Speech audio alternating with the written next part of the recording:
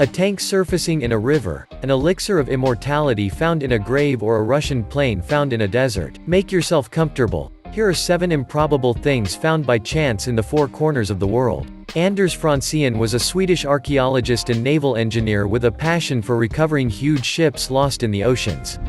One of his main career goals was to recover the wreck of the warship Vasa, which ran aground in the middle of the ocean on its maiden voyage. This ship was built in the 17th century under the orders of King Gustav II Adolphus of Sweden. Unfortunately, on August 10, 1628, in the middle of its voyage, the imposing ship was hit by a strong gust of wind, which took its toll. Thus, Anders spent a good part of his career recovering the wreck of the Vasa. He was one of the last men to tackle this gargantuan project.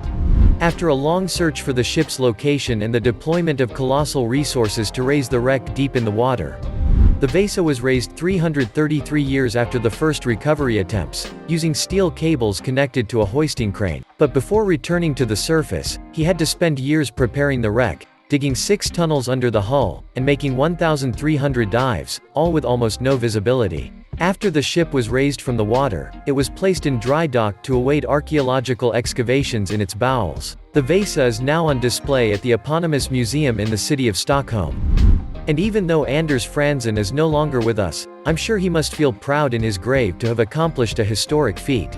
For those who don't know SpaceX, it is an American company specialized in the field of astronautics and spaceflight. It is the company behind the Falcon 9 rocket launchers. Moreover, this agency is one of the few private providers that NASA works with. One of the company's strategies is to reuse the rocket launch vehicle nose cones, mainly for economic and practical purposes. Recently, in an effort to gently recover the nose cone of a Falcon 9 rocket, the company mobilized, as usual, its boats at sea, equipped with large nets. Usually, the company only manages to catch 1 out of 2 or has to fish them out at sea. But this time, SpaceX finally managed to catch both parts of its Falcon 9 rocket's nose cone for the first time ever, during the Onassis 2 mission from Cape Canaveral, Florida. The mission was to deploy a military communications satellite in orbit for South Korea. The launch went well since the satellite was not only deployed at the desired altitude but the first stage of the launcher was recovered, along with the fairing. Quite a feat, but it was not enough to be able to recover the pieces of Falcon 9. It was especially necessary to recover them in good condition in order to be able to reuse them. And for that, SpaceX had to deploy a lot of effort so that the 800 kilograms fairing does not fall into the water. To ensure correct positioning, the boats tracked the position of the caps with a GPS. And to prevent them from piercing the net and crashing into the barge on landing, their fall was braked by small steering thrusters. By now, SpaceX must surely have positioned its caps in other rockets, and who knows, maybe they are already somewhere in the atmosphere. While Saddam Hussein was alive and, on the run, U.S. forces were driven by the hunt for him and the desire to get him. But the former Iraqi statesman was not the only concern of American soldiers. Indeed, they were moving heaven and earth to get their hands on the untraceable weapons of mass destruction that Saddam had buried. This was one of the primary reasons for the American intervention in Iraq. In 2003, the U.S. military discovered MiG-25 Foxbat and Su-25 aircraft buried under the hot desert sand near Baghdad. Iraq's reason for hiding its fighter planes was purely political. Shortly before the start of the First Gulf War, the country entrusted Iran with the majority of its aircraft in the hope that one day they would be returned to them, in order to avoid using them against American forces. For although they were of Soviet design, they stood no chance against the combined might of America and its acolytes, who had better planes and more skilled pilots. So by handing over its planes to Iran and burying the rest in the desert, Iraq was able to preserve some of its air force and avoid losing it to American forces that would never think of attacking Iran. And it was only by chance, during the Iraqi invasion that took place in the Second Gulf War, that the American army was able to come up against these buried planes. It took a lot of effort to get monsters of that size out of their sandy prison, especially since these fighter planes were no longer of much use when they were discovered. The U.S. military had to scrap what was left of the planes stripped of their wings and the remaining equipment in the wake of the war. These planes may not have been used in the war, but they will certainly help archaeologists interested in the history of the Gulf War. One day, in the high Swiss Alps, three young climbers were enjoying the indescribable feeling of emptiness, calm, and zenitude that nature offered them. While walking on the Gaoli Glacier, the three young people discovered something incredible: a huge pile of scrap metal engulfed in the ice, half melted. Intrigued by such a discovery, the mountaineers stopped at what seemed to them, at first sight, to be an airplane carcass. In order to find out for sure, the three young mountaineers started to carry out superficial excavations to finally discover cans and spoons, which the military aircraft was carrying at the time. It later turned out to be Dakota 53, an American plane that took off from Munich on November 19, 1946, on its way to Marseille. On board were 12 people, including generals and their wives. In the middle of the journey, the plane lost its course over the Alps due to fog and wind. The plane managed to land without too much damage between two rock faces of the Gaoli Glacier, at an altitude of 3,350 meters. Immediately after the rescue operation,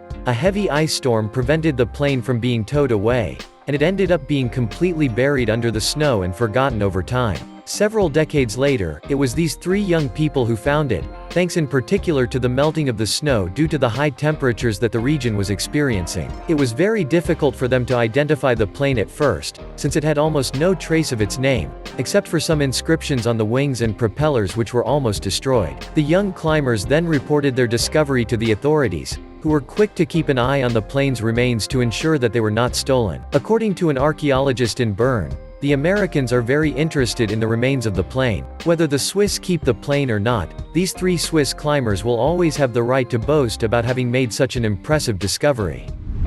On September 27, 1942, the gigantic Lockheed P-38 Lightning fighter plane left Landvetter.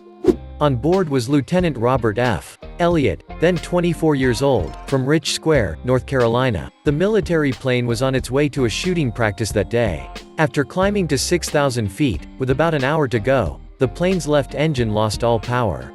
Sometime later, while attempting to reach the airfield, the right engine failed. The aircraft then made an emergency landing on a beach in North Wales in 3 feet of water. The damage caused by the emergency landing and the seawater was so severe that the plane had to be salvaged, but nothing was done and the plane lay buried under 2 meters of sand for several years. Until it was first observed in the 1970s, a second time in 2007 by a family of walkers, and for the last time in 2014. The plane has been stripped of its weapons but still retains its fuel. Its carcass, meanwhile, has had a hard time surviving the vagaries and vicissitudes of the sea. Today, the plane is covered by the law on the protection of military relics. Those who are passionate about its history frequently travel to check its condition, to prevent criminals from disturbing the site in any way or looting it of its historical artifacts.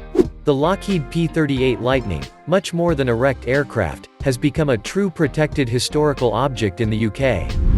Paul Hepler, a ship's captain, used to go on marine expeditions to make discoveries. One day in 1985, while mapping the ocean floor with his pressure gauge, Paul saw 2 huge metal objects lying 28 meters deep in the water. These were 2 Planet Class II, 2T locomotives from the 1850s. These very rare models had not been manufactured in large quantities as they had become obsolete only a short time after their manufacture. Many questions have arisen as to their presence in the middle of the ocean. Explorers believe that the locomotives were deliberately pushed into the water so that the ship carrying them would not sink from the weight and storm.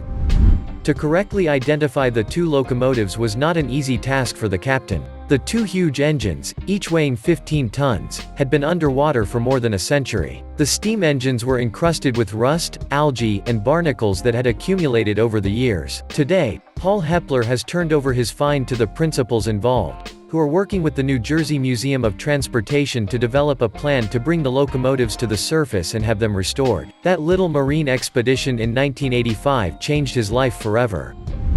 In Patriot Park located in Kubinka, Russia, archaeological specialists are on a mission to go in search of old military weapons to display in the museum within the facility. The latter, opened in 2016, was designed around the military theme.